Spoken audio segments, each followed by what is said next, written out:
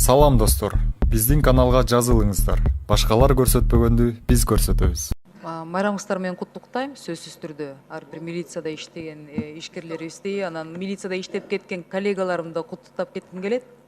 Азыр Акив пресске чыгып атат, бир топ адамда коллегаларым иштеп кетишиптир. Бирок менде мындай суроода түшүндүрүп берсеңиздер, эгер мисалы бир кылмыш топтун мүчөсү бир жараныбызды коркутуп жатса, же бир кылмышкерге мындай ошол күбө болуп калса, кантип коргойсуздар? Вот бул мыйзам кантип иштейт? Эскертүү беребиз деп мына статьяларда жазылып турат да, ошол коркуткан адамга эскертүү. Телефон чалып, ай, жолобо, тийишпе буга деп айтасыздарбы? На практике кандай болот? Рахмат, жакшы суроо бердиңиз.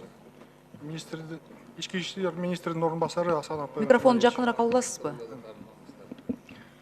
Сиз берген суроо боюнча мыйзамдын 6 беренесинде жазылган коопсуздук чаралары депчи көрсөтүлгөн. Бу жерде 10 пунктта турат. 10 пунктун ичинде бул жеке кайтаруу деген пункттар бар. Анан жашаган жерин башка жака көчүрүү деген, сырт түзүлөрүн өзгөртүү, анан иштеген кызмат ордун жана окуган жерин өзгөртүү дагы ушундай пункттар бар. Бүгүнкү күндө чынын айтсак, ушул пункт эмелер менен биз иш чараларды алып баратабыз да. Бул жерде деген расмий эскертменин формасын жана мазмуну Кыргыз Республикасынын өкмөтү тарабынан аныкталат дейт да.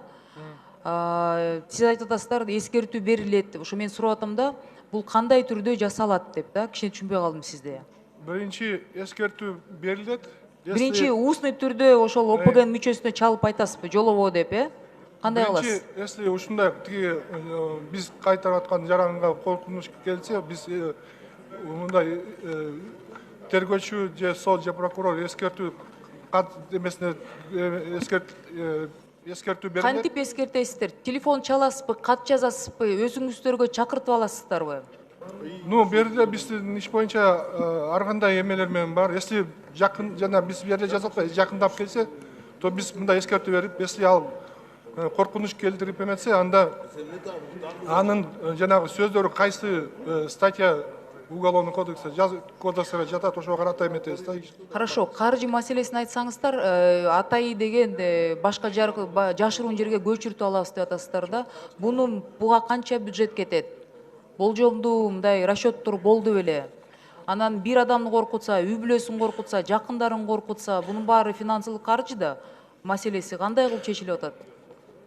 Бул маселе боюнча Министерство финансов менен бизге бөлүнгөн ички иштер Суммасы канча болуп атат?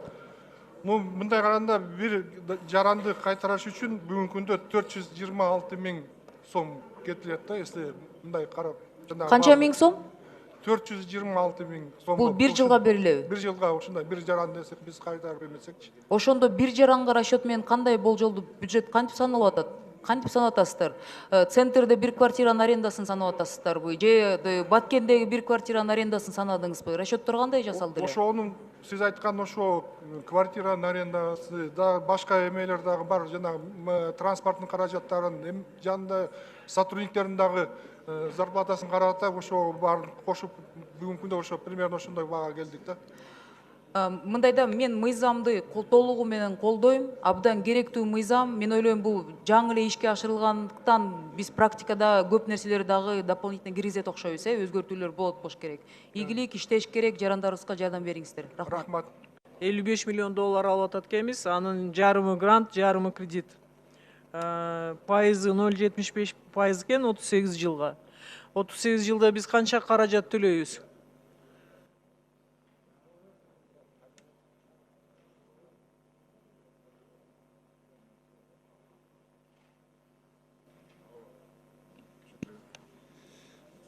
Жооп барбы?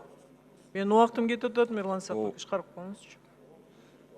Насия боюнча негизги суммасы 27,5 миллион доллар. Чегерилген пайыздары боюнча 4,6 миллион, жалпы суммасы 32,1 миллион доллар.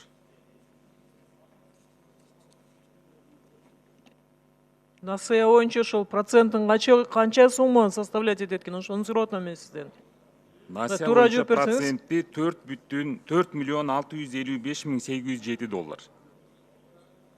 38 жылга, Ооба. Рахмат. Мына ошол жерде азыр канча километр жол оңдолот? 37 километр оңдолот. И 15 километр дагы оңдолот, бирок жерде асфальт салынбайт, гравийный жолдо оңдолот. Урматтуу министр мырза, мен өткөндө фракцияда дагы айттым эле, мына Бишкек Ош трассасы боюнча. Ошондой картина болбош керек. Ал жерде азыр мына жылдын башында башталган эме жол дагы деле бүтпөй турат. Элге абдан ыңгайсыз шарт түзүлгөн. Техникалар бузулуп атат, нааразычылык көп абдан. Ал жерде билбейм, балким взяткалар менен келишим түзүлгөндүр.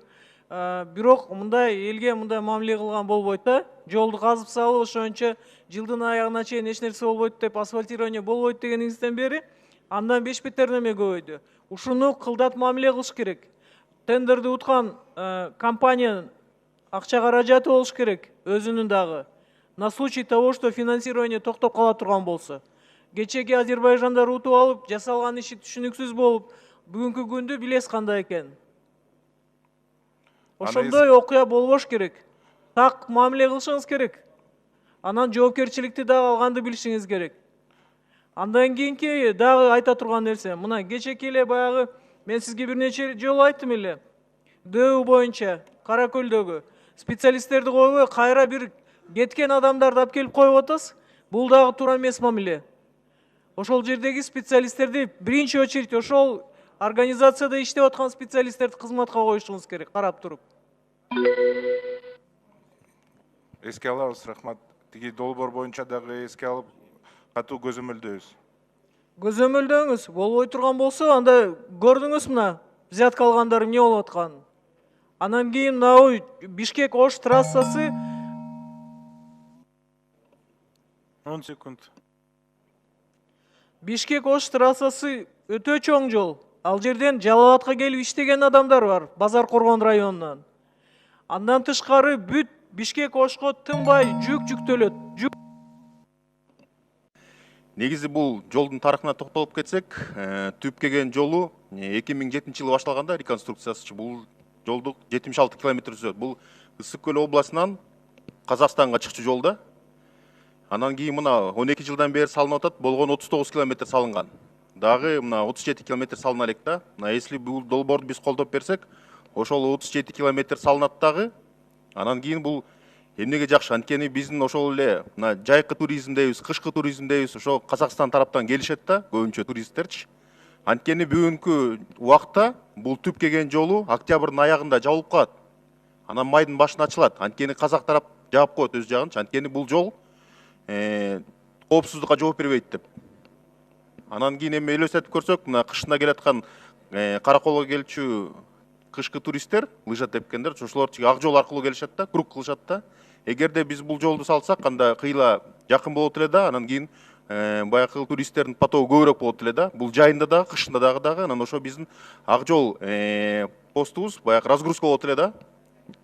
Анан кийин урматтуу кесиптештер, ушул мыйзам долбоорду колдоп берсеңиздер жакшы болот эле. Анткени бул деген Ысык Көл, Чүй, Нарын областтарынын экономикасына бир чоң түрткү берет эле да. Анткени ошо фермерлер баягы продукциясын жакыныраак жол менен апарышат эле да. И баягы Ысык Көл областына жанакындай көптөгөн эс алуу жайлар ачса, ошол жака эле продукцияларын өткөрүшөт эле да. Ошон үчүн мен да ошо суранып кетет элем силерден, ошону колдоп берсеңиздер депчи. Анан кийин мына Кенжебек Сатымкулович да айтып кетти, ошо ички жолдор боюнчачы. Биякта проблема бир нерседен болуп атат да. Мына транспорт министрлигинин караштуу жолдору бар да. Ошону эле карайт да. Анан кийин көбүнчө айыл жолдорун болсо, булар транспорт министрине карабайт. Анан кийин бул айыл өкмөт, акимчилик, баягы жергиликтүү бийликтин проблемасы да. Биз бул боюнча Дүйнөлүк банктын